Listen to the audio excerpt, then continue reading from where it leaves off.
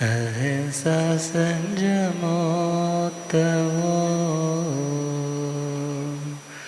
देवावेतनमंसन्ते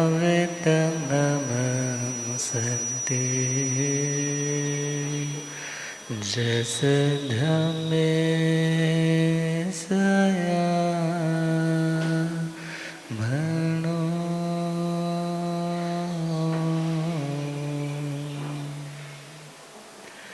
श्री महावीर प्रभु को मेरी वंदना।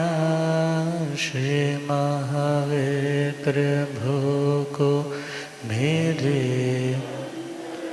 वंदना वंदना वंदना वंदना वंदना वंदना।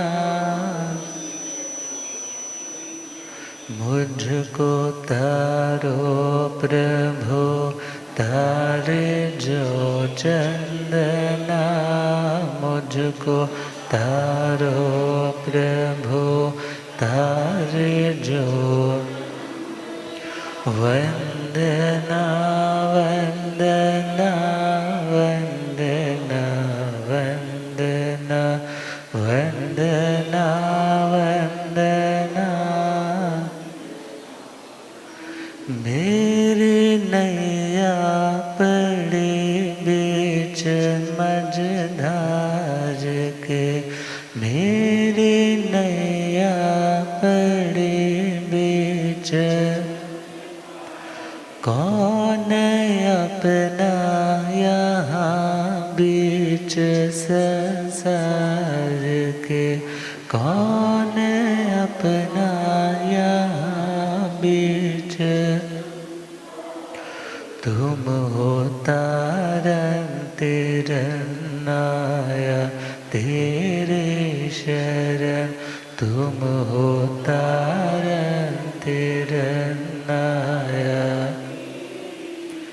तेरे चरणों में दाता है अभिवंदना। तेरे चरणों में दाता है अभिवंदना वंदना वंदना वंदना वंदना वंदना। अनंता अनंत शांति के निकेतन शासनपति श्रवण भगवान महावीर स्वामी के पावन चरणा रविंदों में हार्दिक भावभीना वंदन नमन।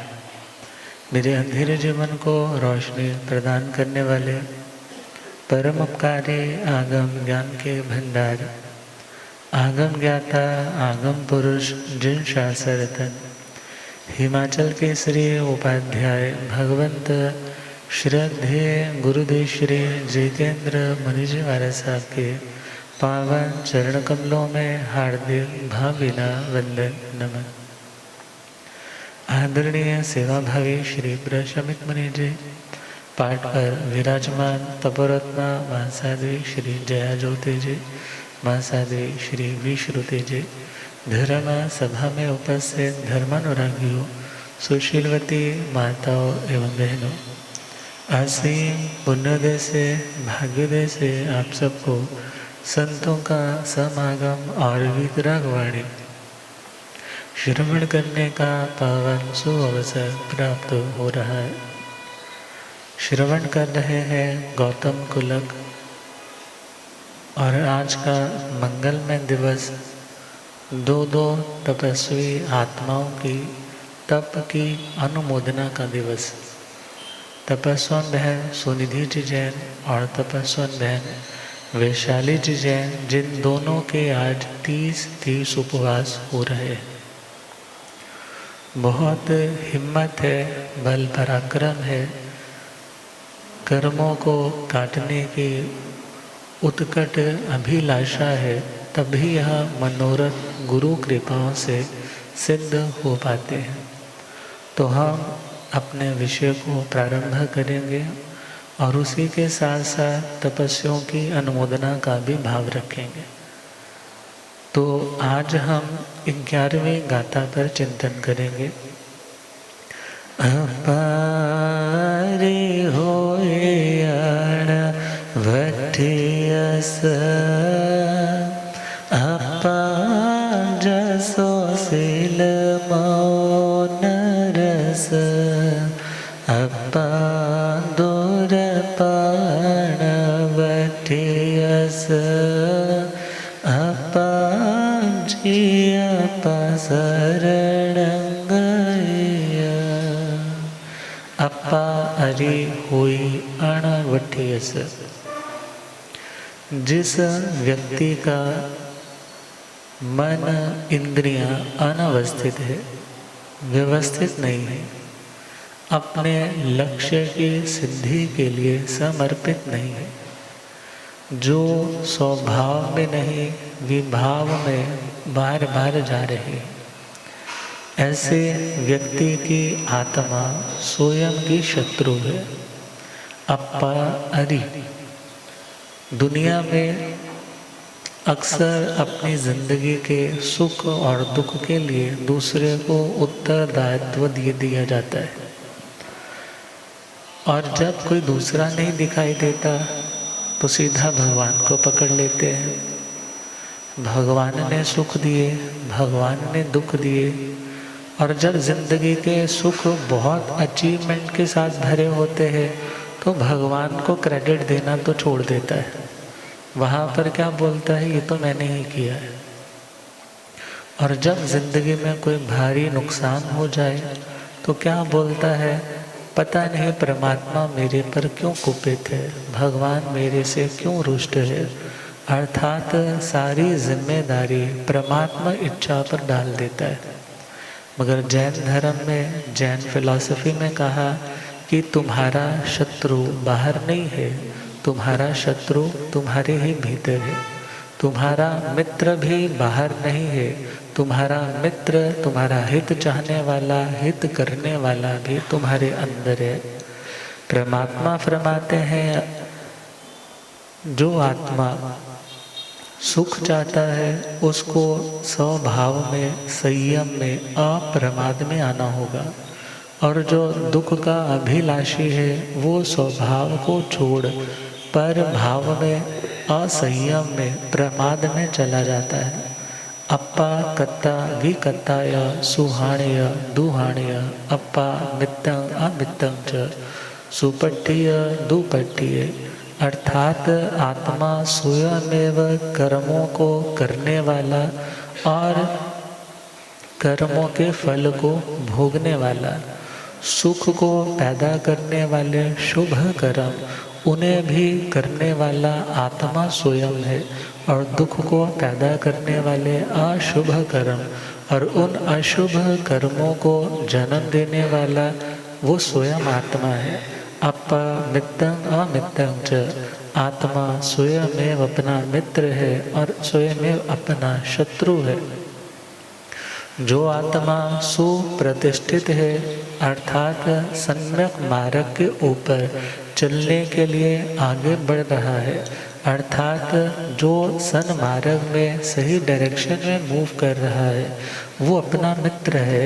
और जो सन्मार्ग पर, स्वभाव के मार्ग पर, संयम के मार्ग पर नहीं बढ़ रहा, वो उतने अंशों में अपना अमित्र अर्थात शत्रु है। और लिखने वाले ने लिखा भी है, आपदाम कथिता पंथा। दुनिया में विपत्तियों का, दुखों का, कष्टों का कौन सा रास्ता है? कहा इंद्रियाणाम असंयम है। जब ये आत्मा असंयम के रास्ते पर कंट्रोल को छोड़ करके, अनकंट्रोल्ड होकर के, स्वभाव को ज्ञाता दृष्टा निज स्वरूप को भुला करके राग और द्वेष अनुकूल प्रतिकूल परिस्थितियों में राग और द्वेष में खुद को परिणत कर लेता है, तो वो आत्मा की वैभाविक परिणति अर्थात आत्मा का स्वभाव नहीं, बल्कि वह औपाधिक अर्थात बाहर के उन अनुकूल प्रतिकूल सर्कमस्टांसेस से प्रभावित होकर के जो आत्मा के अंदर भावनाएं उठ रही है, उन भावनाओं का नाम यहाँ विभाव है। विभाव का मतलब विकृत भाव, विकृत का मतलब जो अपने नेचुरल ट्रेट्स नहीं होते, अर्थात जो आत्मा चाहता है कि मैं विपत्तियों से मुक्त हो जाऊं, तो उस आत्मा को स्वभाव के मार्ग पर, सन्मार्ग पर बढ़ना होगा। तज्जयो संपदा मार्ग ये नेष्टम तेन गम्यता, अर्थात उनको जीतने का मार्ग, आत्मा को वैभाविक परिणतियों में कन्वर्ट होते हुए खुद को संभाल करके ज्ञान पूर्वक रोकने का जो मार्ग है, वो तो सन्मार्ग, संपत्ति का, खुशहाली का, प्रॉस्पेरिटी का है। फिर कहा ये नेष्टम तेन गम्यता, जो तुम्हें इष्ट हो, जैसा तुम जिंदगी में चाहते हो, उसी रास्ते को सिलेक्ट करके उसकी ओर बढ़ सकते हो। अप्पा अरि होई अणवट्टी असर, उस व्यक्ति की आत्मा अपनी ही अरि अर्थात शत्रु होती है, जो अनवस्थित है अर्थात सुव्यवस्थित नहीं है, अपने लक्ष्य प्राप्ति के मार्ग के ऊपर पूरे विश्वास के साथ जो नहीं बढ़ पा रहा है। और परमात्मा फरमाते हैं अप्पा चेव दम्यो वो अप्पा हो खलु दूदम्मो अप्पा दंतो सुही हुई अस्सिंग लोहे पर अथय। व्यक्ति दुनिया में सामने वाले का दमन करना चाहता है, दबाना चाहता है, किस लिए? अपने खुशी को, अपने सुखों को बढ़ाने के लिए।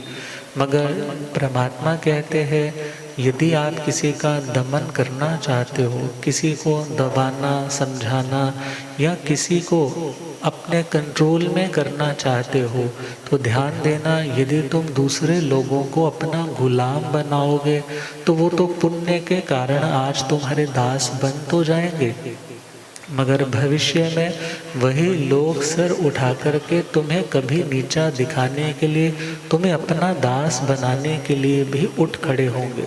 अर्थात दुनिया के लोगों को अपना दास बनाने से तुम अपनी दासता की कहानी खुद लिखना शुरू कर देते हो। तुम्हें भी भविष्य में एनस्लेव्ड होना पड़ेगा। तुम आज किसी को अपने अधीन रखोगे, कल को तुम्हें भी पराधीन होना पड़ेगा। अर्थात दुनिया के लोगों पर हुकूमत करने से तुम आज तो हुकूमत कर रहे हो, मगर वो हुकूमत तुम्हारी सदा नहीं रहेगी।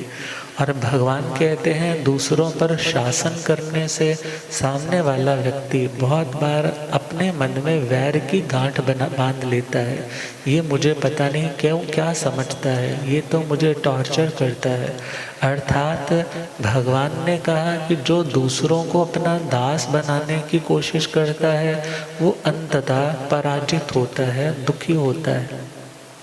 मगर फिर पूछा फिर किसको दास बनाना है? अप्पा चेव दम्य वो, भगवान ने कहा अपनी आत्मा को, अर्थात ज्ञान आत्मा के द्वारा तुम्हें अपनी कषाय आत्मा को दबाना है, उसे पराजित करना है।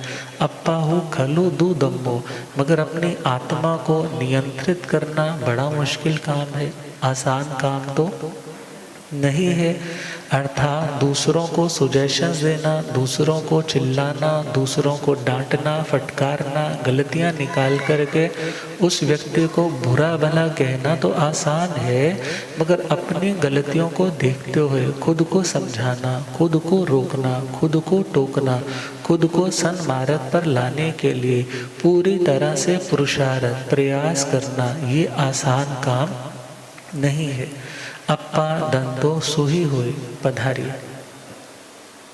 पधारी विराज।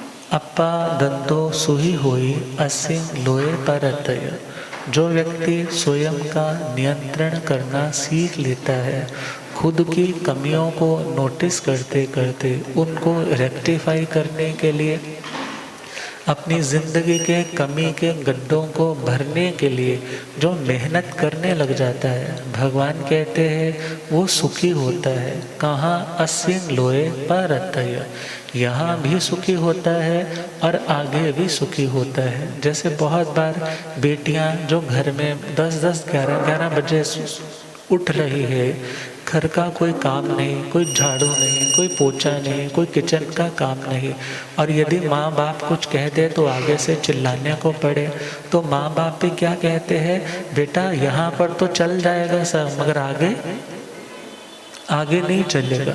अर्थात जिस बच्चे ने अपने इस घर में रहते हुए डिसिप्लिन सीखा है, बड़ों की बात को सहना सीखा है, वो यहाँ भी सुखी, मीन्स इस घर में भी सुखी होता है और ससुराल में भी सुखी होता है।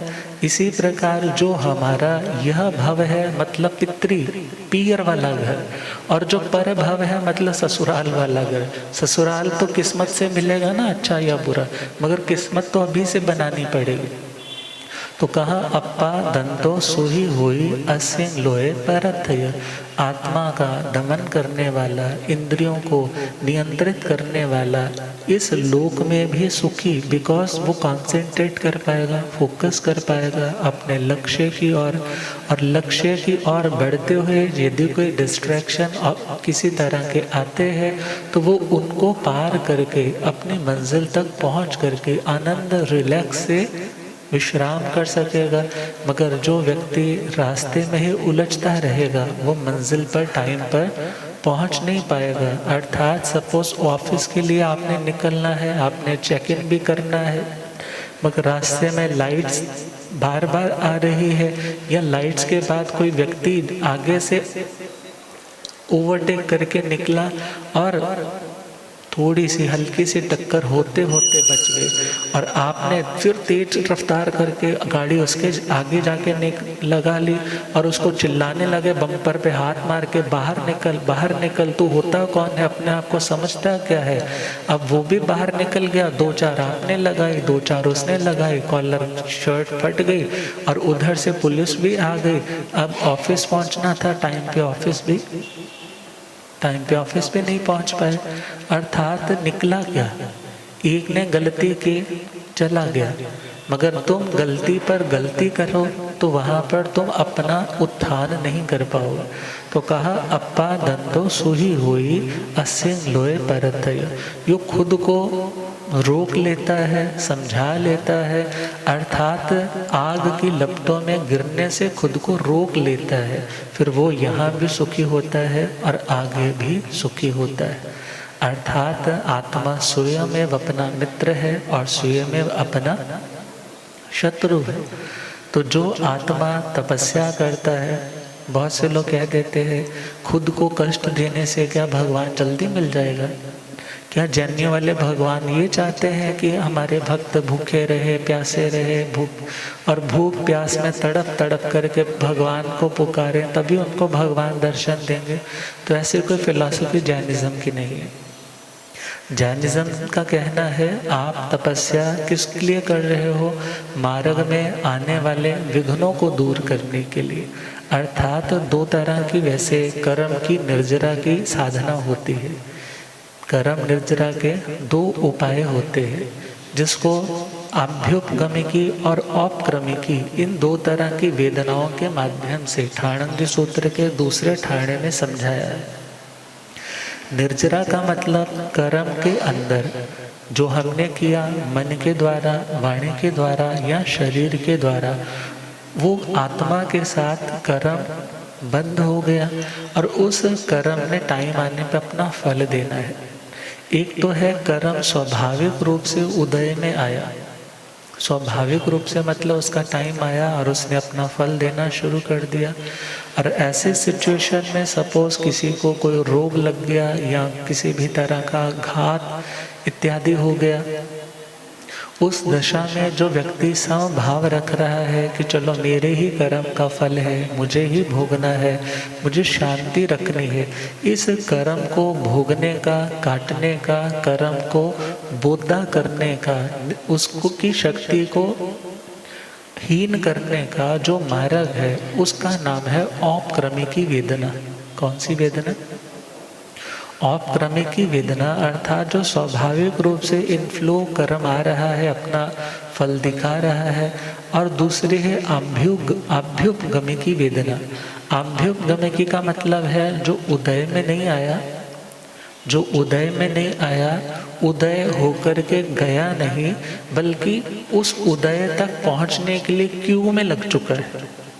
हाँ, लाइन में लग चुका है।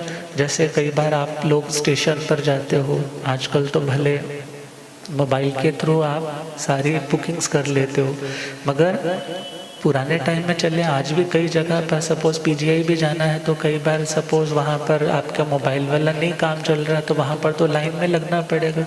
अब लाइन में लगे हैं मगर 2-3 लाइनें हो गई, 2-3 लाइनें तो हो गई, मगर पहले तो पहली वाली लाइन निपटेगी ना, पहली लाइन क्लियर होगी फिर दूसरी लाइन स्टार्ट हो गई। तो जो एक लाइन में, सपोज एक लाइन में खड़े हैं, उसी लाइन में जो अपनी मंजिल तक पहुंचने के लिए, खिड़की तक पहुंचने के लिए रेडी हो चुके हैं, अर्थात जो अभी दूसरी तीसरी चौथी लाइन में है वो नहीं, बल्कि जो उदयावली के लिए चल चुके हैं, अब उन कर्मों को टाइम से पहले तप पुरुषार्थ विशेष के द्वारा उनको पहले ही उदय में ला करके भोगा जाता है। उनको पहले ही उदय में ला करके, सपोज वो लाइन में लग गया था, अब लाइन में लग गया था मगर देखा कि ये व्यक्ति तो ज़्यादा वृद्ध है या कुछ ऐसा है, तो उसको खिड़की वाला ही क्या बोलता है, आप पहले आ जाइए, या वो अपना पुरुषार्थ करके पहले पहुंच जाता है। बहुत बार क्या होता है, लेडीज वो तो निकल करके आगे आ जाती है, आदमी को क्या बोलते हैं, तो अड्डे तो नहीं टिकट कटाई जानी, मैं आगे जाती हूँ। अब इट मीन्स क्या हुआ, उदयावली के लिए उस लाइन में खिड़की तक पहुंचने के लिए खड़े थे, मगर जो पुरुषार्थ विशेष से टाइम अभी आया नहीं था, मगर टाइम वो ले आए अपना, अर्थात कर्म ने अपना फल अभी नहीं देना था, मगर जो कर्म उदय में आने के लिए तैयार हो चुके थे, उन्हीं में से कर्म को उदय में ला करके भोगा जाता है, काटा जाता है। उस वेदना का नाम है आभ्युपगमिकी वेदना। कौन सी वेदना? आभ्युपगमिकी वेदना। जैसे लोच की जाती है, हाँ, सिर में खाज थोड़ी हो रही है किसी के कि बाल खींचो बाल, मगर ये तपस्या, अभी वो कर्म उदय में नहीं आया, मगर उस कर्म को टाइम से पहले ही क्या किया जा रहा है, टाइम से पहले ही जो वेदना इस आत्मा ने दूसरे जीवों को पहुंचाई है, उसी कष्ट को भोगने के लिए, उस कष्ट को अपने ऊपर लेकर के टाइम से पहले, अभी टाइम नहीं आया था मगर ज्ञान पूर्वक उस कर्म को काटा जाता है। उसका नाम है आभ्युपगमिकी वेदना। कौन सी वेदना? तो बहन सुनिधि जी, बहन विशाली जी, इन्होंने तपस्या की, तो ये कौन सी वेदना? आभ्युपगमिकी। अभी घर पे खाने के लिए इनको कोई कमी नहीं है, हाँ, खाने की कोई कमी नहीं है, हर तरह के फ्रूट्स मिलेंगे, हर तरह के अच्छी से अच्छी डिशेस मिलेंगी, मगर इन्होंने क्या सोचा कि हमें अपने अनाहारक स्वरूप तक पहुंचना है, मगर मैं शरीर के साथ हूँ अभी, मगर मैं निश्चय से तो अशरीरी हूँ, मगर उस लक्ष्य तक पहुँचने के लिए मुझे जो वेदना आहार के निमित्त से मैंने कितने जीवों को दे रखी है, आज मैं उस आहार को छोड़ करके उस वेदना को अपने ऊपर ले करके उन कर्मों को काटो, उन कर्मों को काटो। अर्थात एक होती है सकाम तपस्या, एक होती है अकाम तपस्या। कौन सी? सकाम निर्जरा, अकाम निर्जरा थोड़ा आपको इजी में समझ आएगा। सकाम का मतलब है जहाँ कामना है, किस चीज़ की कामना? भावना है कर्म काटने की। किसकी कामना? कर्म काटने की भावना है, जहाँ पर दुनिया का कोई उनको लाभ या दुनिया का कोई भौतिक ऐश्वर्य नहीं चाहिए। उस निर्जरा का नाम कौन सी निर्जरा? सकाम निर्जरा। जो सम्यक दृष्टि होगा, जो आत्मा के लिए, आत्मा की प्योरिटी के लिए तपस्या कर रहा होगा, उसकी निर्जरा सकाम निर्जरा। और जो व्यक्ति कर्मों को तो काट रहा है मगर उसके पीछे उसको दुनियावी कोई मटेरियलिस्टिक कोई मनोरथ मन में कोई चाहना कोई डिजायर साथ में पनप चुकी है, तो उस व्यक्ति की को जो कर्मों की निर्जरा हो रही है वो निर्जरा कौन सी? अकाम निर्जरा। कौन सी? अकाम का मतलब कामना नहीं है पहला पॉइंट कि मैं कर्म काटूं। मगर सपोज करो कोई व्यक्ति भोजन कर ही नहीं पाता है, खाने के लिए कमी नहीं है मगर भोजन कर ही नहीं पाता है। भोजन कर नहीं पाता है मतलब आधी चपाती से ज़्यादा, एक चपाती से ज़्यादा पूरे दिन में नहीं ले पाता है। डॉक्टर ने बोला है पानी भी इनको माप करके देना है, बस आधे पौने गिलास से ज़्यादा नहीं देना, नहीं तो किडनीज की फंक्शनिंग में दिक्कत आएगी, लंग्स में प्रॉब्लम हो जाएगी। अब वो व्यक्ति इतना कुछ फॉलो तो कर रहा है, कर्मों की निर्जरा भी कर रहा है, कर्मों की निर्जरा भी कर रहा है, कर्मों को हल्का भी कुछ कर रहा है।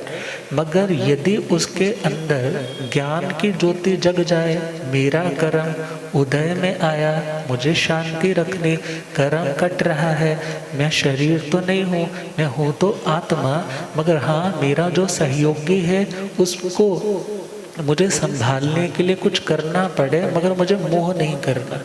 क्या नहीं करना? मोह नहीं करना।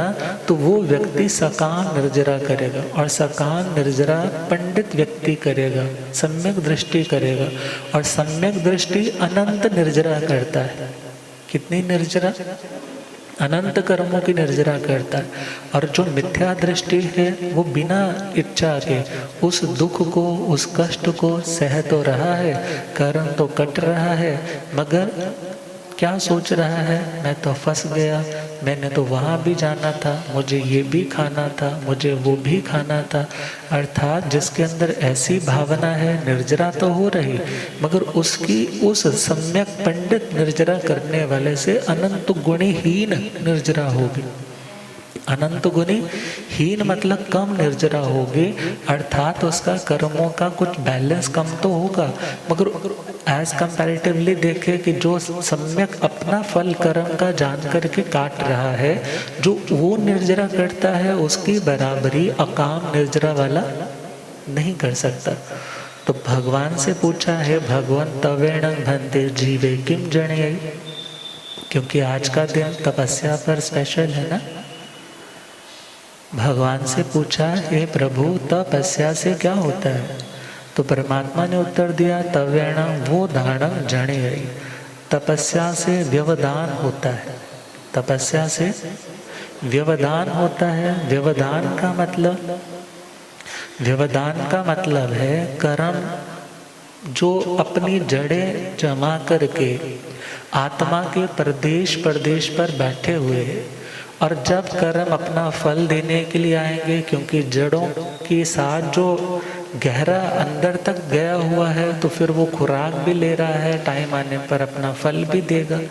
अर्थात उन कर्मों की जड़ों को निकाल करके उनको ऐसे टुकड़े टुकड़े कर देना कि दोबारा उसके अंदर ग्रो करने की शक्ति ना रहे।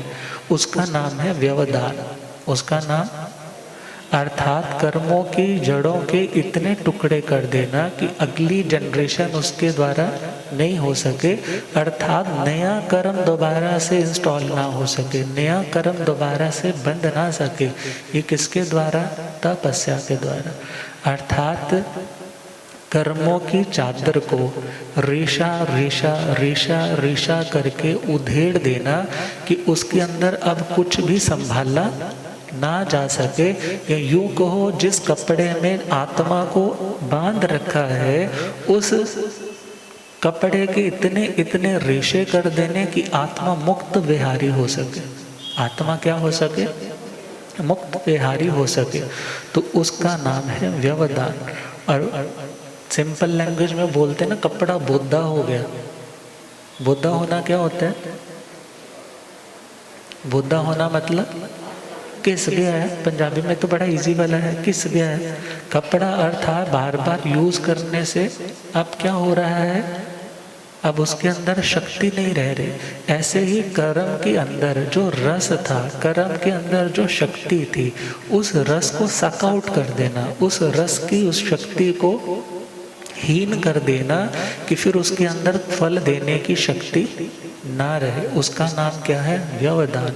तपस्या से व्यवधान होता है, कर्म करते हैं। परमात्मा भगवान ऋषभ देव के शासन में 1 वर्ष की उत्कृष्ट तपस्या का विधान आता है कि यदि कोई तपस्या करना चाहे तो कितनी करे? मैक्सिमम 1 साल तक। भले भगवान ऋषभ देव की तपस्या लगभग 13 महीने की आती है। कितनी देर की? 13 महीने की। और यदि हम बीच के 22 तीर्थंकरों की बात करें, 2 से लेकर के 23 तीर्थंकर भगवान तक, तो उत्कृष्ट तपस्या 8 महीने की। कितनी देर की? अर्थात सबसे छोटी तपस्या कौन सी है? नवकारसी। सबसे छोटी तपस्या, क्योंकि तपस्या से कर्म करते हैं, तपस्या चारित्र का अभ्यास का अंग है, तो सबसे छोटी तपस्या।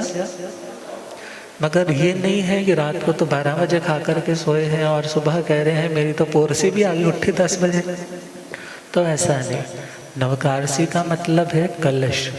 नवकारसी का मतलब एक कलश, जैसे मंदिर के ऊपर एक कलश चढ़ाते हैं।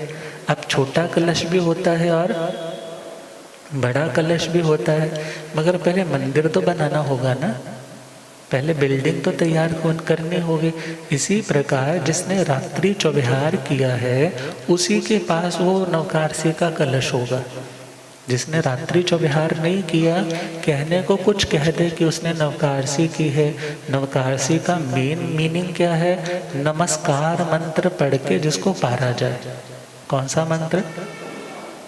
ऐसे तो व्यक्ति कभी भी नमस्कार मंत्र पढ़ के उसका पारणा कर सकता है, मगर पूर्व आचार्यों ने उसको एक लिमिट दे दी, 48 मिनट्स की एक क्या होगी? नवकारसी। अब अर्थात इसी प्रकार आगे बढ़ते चले जाएं। पहर आ गया, 2 पहर आ गए, एकासना आ गया, आयमिल आ गया, इक्कल ठाणा, निवी इत्यादि आ गई, और फिर जाकर के त्रिविहारी उपवास आ गया, चौबेहारी उपवास आ गया। और भगवान के साधु जो अक्सर तप करते थे वो निर्जल होता था। वो कैसा होता? बिना पानी के। और जो 24वें तीर्थंकर भगवान के समय की तपस्या, उसमें उत्कृष्ट काल कितना? 6 महीने। कितना? अब 6 महीने से क्या कोई ज़्यादा नहीं कर सकता? कर सकता है, मगर ये एक्सेप्शनल केस होगा, सभी लोग नहीं कर सकते। मगर हाँ, भगवान ने अपने शासन में उत्कृष्ट तपस्या का टाइटल किसको दिया? 6 महीने की तपस्या को। और भगवान महावीर स्वामी भी जब चंदन बालाजी के द्वार पर आए हैं, और तब भी तो अपनी तपस्या का अभिग्रह का पारणा कर रहे हैं। 12 वर्ष और 6.5 महीने का साधना काल, जिसमें उनकी चौबेहारी तपस्या निरंतर है, और बीच में जो पारणे के दिन थे मात्र 349। कितने दिन? कितने देर में? 12 वर्ष 6.5 महीने। इतना लंबा टाइम, पूरा साल भी नहीं पूरा खाने का। अर्थात 349 दिन परमात्मा ने पारणा किया, बाकी निरंतर उन्होंने कभी खाया नहीं। अर्थात आज पारणा है और वो भी एक टाइम लेना है, और उसके बाद साथ के साथ चौबेहारी तपस्या का बच्चा। और परमात्मा देखा जाए जो तीर्थंकर भी हो जाते हैं, वो लोग भी जब तप करते हैं, अर्थात जब दीक्षा लेते हैं, तब भी क्या होता है? तपस्या होती है। जब केवल ज्ञान होता है तब भी तपस्या होती है। जब निर्वाण होता है तब भी अनशन तपस्या होती। अर्थात जब इतने बड़े महापुरुष भी तप करते हैं, तो हमें भी कुछ ना कुछ तप अठाई नहीं होती, कम से कम एक उपवास वो नहीं होता, एक आसना वो नहीं होता, एक पहर कर लिया वो नहीं होता, तो कम से कम नवकारसी रात्रि चौविहार के साथ कर ली। अर्थात तपस्या के लिए कहा जाता है कि पुराने से पुराने पाप कर्मों को क्षय करने वाली तपस्या है।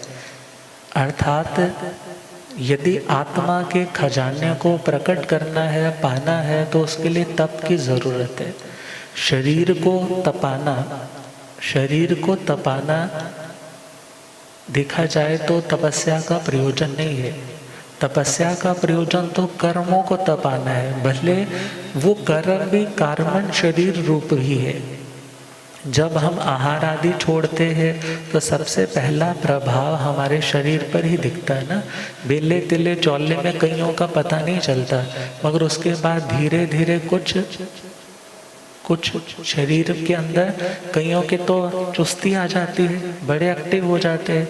इवन ऐसे ऐसे दृष्टांत आते हैं जो बेड पर था, उनका डॉक्टरों ने मना कर दिया, मगर अनशन करवाया, तेला तक करवाया, हाथ पैर की मूवमेंट भी आने लग पड़ी, आंखें भी झपकने लग पड़े, उठ करके बैठने भी लग पड़े। अर्थात तपस्या अपने आप में औषधि भी है। अब इसी के ऊपर एक ने नोबेल लॉरिएट भी बना है, उसने ऑटोफैगी करके एक टर्म डिस्कवर की है कि जब हम खाना पीना त्यागते हैं तो हमारे बॉडी के सेल्स खुद ही खाना खुद को शुरू कर देते हैं, और जो कैंसरस भी है, बड़ी भयानक चीज़ें हैं, वो भी नष्ट हो सकती है। किसके द्वारा? मगर हम सिर्फ शारीरिक रोगों की निवृत्ति के लिए तप का विधान नहीं करते, बल्कि जो इन रोगों का भी कारण है उस कर्म रूप शरीर को नष्ट करने के लिए तपस्या का विधान किया जाता है। अर्थात जब मक्खन से आपने घी निकालना है तो मक्खन को आग के ऊपर थोड़ी धरोगे, उसको क्या करोगे, किसी बर्तन में डालोगे, नीचे आंच पर रखोगे, और धीरे धीरे वो अशुद्धियाँ, छाछ अलग होती जाएगी और घी अलग होता जाएगा। धीरे धीरे पानी उड़ जाएगा और उस बर्तन में क्या रह जाएगा? घी रह जाए। इसी प्रकार जब तपस्या करते हैं तो तपस्या को आग का रूप दिया है। तपस्या अग्नि है, और उस अग्नि से क्या होगा? आत्मा प्लस जो कर्म है। आत्मा मतलब घी और कर्म का मतलब छाछ, अशुद्धियाँ। जब वो दोनों इकट्ठी है तो उस समय उसकी अशुद्ध फॉर्म है। मगर जब तपस्या के माध्यम से, क्योंकि शरीर के अंदर ही आत्मा है, तो शरीर को तपाया जाएगा। मगर तपाना, शरीर को, तपेली को तपाना प्रयोजन नहीं है। हमारा तपाना किसको प्रयोजन है? कि छाछ अलग हो सके, अशुद्धियाँ अलग हो सके। अर्थात जब कर्म कटते जाते हैं, छटते जाते हैं, तो आत्मा की प्योरेस्ट फॉर्म, जो परमात्मा दशा है, जो परम शांति की अवस्था है, वो इस तपस्या के द्वारा प्रकट हो सकती है। भोजन की आशा जो छोड़े, भजन में लगता ध्यान, मरण धर्म देह में खोजे वो निज भगवान हो। मरण धर्म देह में खोजे वो निज भगवान। निश्चय से स्वरूप जो सिद्धो ने पाया, निश्चय से स्वरूप जो सिद्धो, वहाँ क्षुधा व प्यास न काया की माया, वहाँ क्षुधा व प्यास न काया की माया। कर्म रहित उस मुक्ति सुख को पाने का अरमान,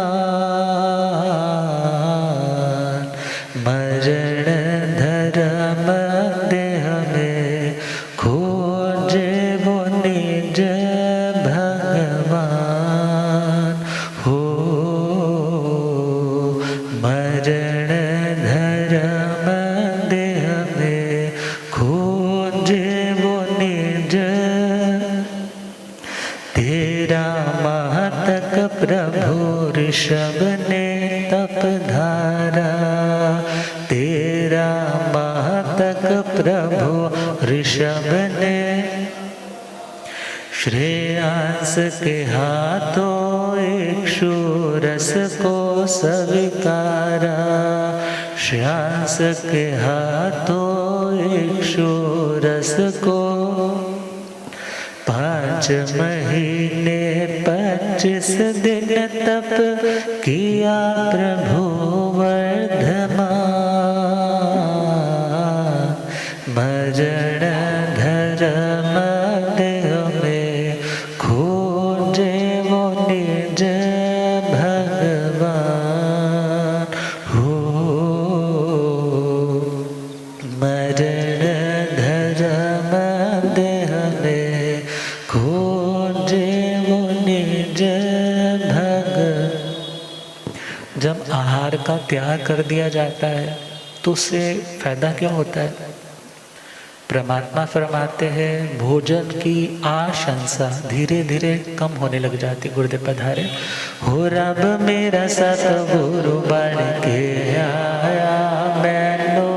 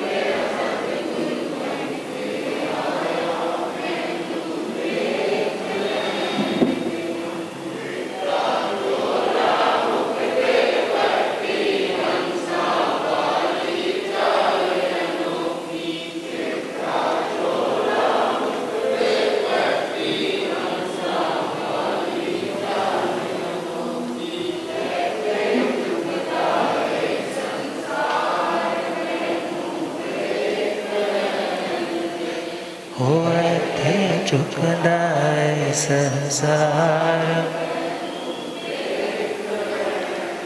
हो रब मेरा सतगुरु बन के आया मैनू। हो पौधे पौधे पानी लैंदा सुके बूटे हरे कर देंदा। पौधे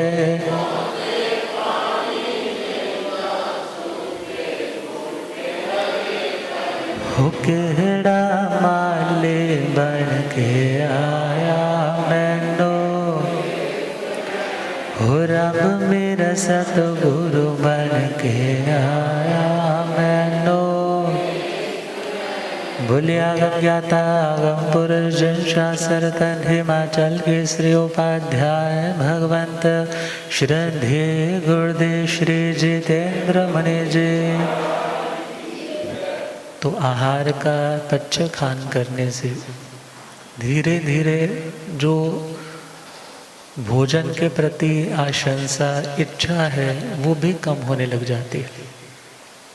गुरुदेव तो कहा करते हैं भूख सहने से भूख मर जाती है। भूख सहने से भूख मर जाती है, मगर फिर उसको लौंगों का पानी, बादाम का पानी, चने का पानी पिला पिला के ना संजीवनी बूटी ऐसे छिड़कते हैं दोबारा फिर जाग जाते हैं। मगर अनाहारक स्वरूप प्रकट हो सकता है किसके माध्यम से? तपस्या के माध्यम से। तो तपस्या है तो तपस्या के समय आपको कोई ऑफर करता है ये मिठाई ले लो, आपकी कोई फेवरेट चीज़ भी है, तो आप क्या कहते हो? मेरा उपवास है, मुझे लेना, मुझे ग्रहण नहीं करना है, आवश्यकता नहीं। कुछ दिन तो जोर लगता है, कई तो यहाँ तक बताते हैं तपस्या में परीक्षाएं भी बहुत होती है, क्योंकि मैंने तो मांस खमण नहीं किया कभी इस जन्म में। तो कई लोग बताते हैं कि कुछ दैविक शक्तियाँ भी आ जाती है। देवता आ गया और उसने कहा कि ये रसगुल्ले है खा, उसने बोला मैं नहीं खाऊंगी। अब फिर कहा खा, बोले मैं नहीं खाऊंगी। फिर बोले तेरे जोर से थप्पड़ मारूंगा, कहते मार ले। जोर से थप्पड़ मारा मगर नहीं खाया। अर्थात ऐसी ऐसी परीक्षाएं भी कई बार हो जाती है। और कई बार ऑफरिंग्स भी आती हैं, तुम्हें क्या चाहिए मांगो। मगर जो तपस्या करने वाला, दक्षिणकाली जी सूत्र में तप को समाधि का कारण मानना, तप से समाधि होती है, शांति होती है। मगर कब? जब वो तपस्या न इस लोक के सुख को प्राप्त करने के लिए, ना पर लोग मरने के बाद मेरे को ये सुख वैभव मिले इस कामना से किया जाए, और ना ही दुनिया के किसी भी नाम यश की कामना से तप किया जाए।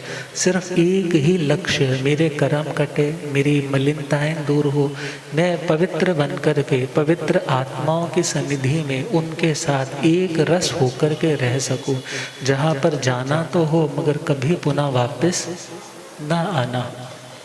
फिर आप कहोगे महाराज जी तपस्वियों का अभिनंदन क्यों करवाया जाता है? जब आप कह रहे हो कि यश नाम के लिए नहीं करना चाहिए, फिर तप क्यों? तो देखा जाए नमो तवस की भावना से, प्रभावना की दृष्टि से, कि तपस्या दुनिया को पता चले कि आज भी तपस्या जिन शासन में करने वाले बहुत है, और उन्हीं लोगों से ये शासन शोभायमान है।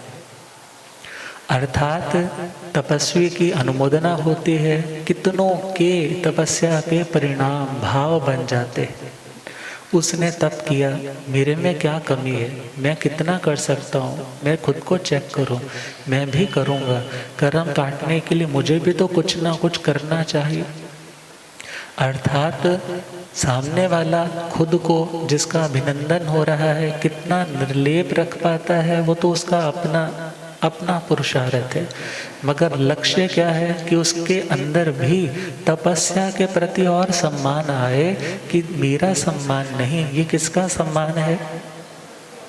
ये तपस्या का सम्मान है।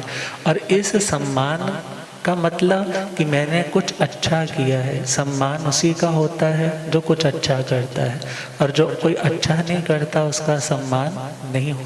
हाँ, मेरे अंदर कामना ना आए, मेरे अंदर किसी तरह का घमंड ना आए। हे प्रभु, मैं दूसरों के उद्धार में यदि निमित्त बनूं, अर्थात दूसरों को मुझे देख करके यदि शुभ पावन प्रेरणा मिले तो मेरा सौभाग्य है, और मैं भी आपके मार्ग पर चलते चलते आप जैसा बनो।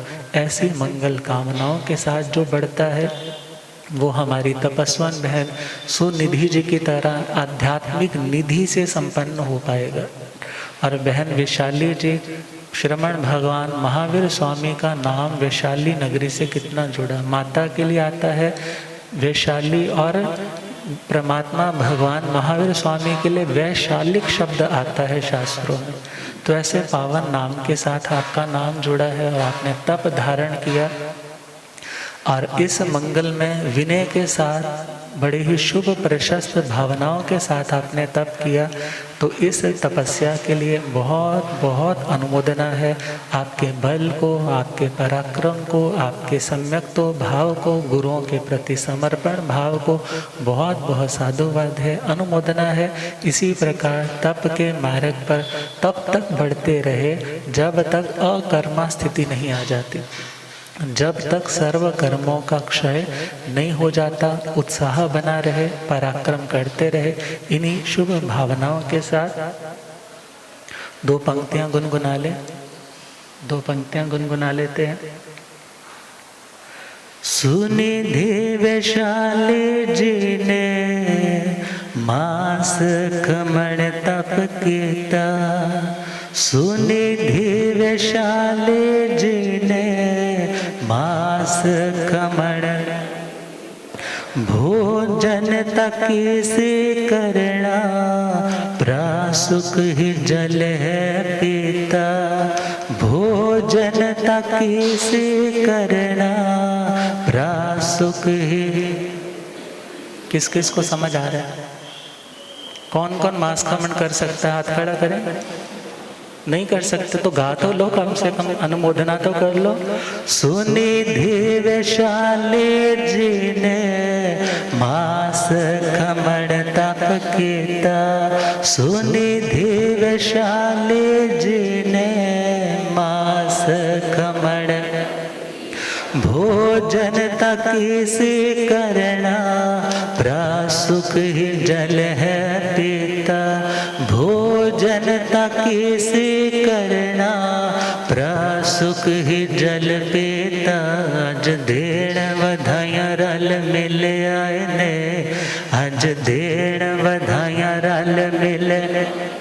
खुशी विच अखां दिल दोनों भर आए ने, खुशी विच अखां दिल दोनों। प्रभु वीर जी जो चंदना दे घर आए ने, प्रभु वीर जी जो चंदना दे घर आए। देवतियां ने फुल बरसाए ने, जिन्ना तप ते आग दी मशाल चुकिए, जिन्ना तप ते आग दी मशाल। एक दिन काल कर्मा दी रात मुकिए, एक दिन काल कर्मा दी। ओना चरणा दे उते दुनिया भी चुकिए, ओना चरणा दे उते दुनिया भी चुकी। समता रस जिसने भी पाया है, परभास में लड़ेंगे सवेरे जी। जेड़े तप त्याग कर दे, परभास में लड़ेंगे सवेरे जी। जेड़े तप त्याग हुंदे मुक्ति महल दे नेड़े जी। जेड़े तप त्याग कर दे, हुंदे मुक्ति महल दे नेड़े जी। जेड़े तप त्याग। सुनिधि वैशाली जी ने मास खमण तप कीता, सुनिधि वैशाली जी ने मास खमण। भोजन तकी से करना, प्रासुक जल है पीता। भोजन तकी से प्रासुक ही जल पीता। अज देण वधाइयां रल मिल आए ने, अज देण वधाइयां रल। खुशी विच अखां दिल दोनों भर आए ने, खुशी विच अखां दिल दोनों। प्रभु वीर जी जो चंदना दे घर आए ने, प्रभु वीर जी जो चंदना दे। देवतियां ने फूल बरसाए ने। आज सुबह सुबह कुछ लग ही नहीं रहा था बारिश हो, कितनी जोरदार, आधा घंटा जोरदार बारिश हुई। अतिशय तो होते हैं तपस्वियों के, तो तपस्वियों का अभिनंदन। आज का मंगलमय दिवस, गुरुदेव अपने मंगल आशीर्वाद देंगे। उसके बाद सभी भावी तपस्वी अपने मन के भावों को स्ट्रांग बनाएंगे कि हमें भी कोई ना कोई तपस्या मंगल में तिलक लगा करके इन तपस्वियों को मंगल अर्घ चढ़ा करके परमात्मा के शासन को दीपाना है। तो इन्हीं शुभ मंगलमय भावनाओं के साथ तपस्या करने वालों को गज के बोलो, तपस्या करने वालों को, जिन शासन की शान बढ़ाने वालों को हर्ष हर्ष हर्ष हर्ष। और ऐसे मंगलमय दिवस रोज रोज नहीं आते, और आपके तो आंगन में ये खुद चल करके दिन आए हैं। तो आज के दिन बड़े धैर्य के साथ बड़े आध्यात्मिक पलों का आनंद लेंगे हम। गुरुदेव कृपा फरमाए। ओम शांति।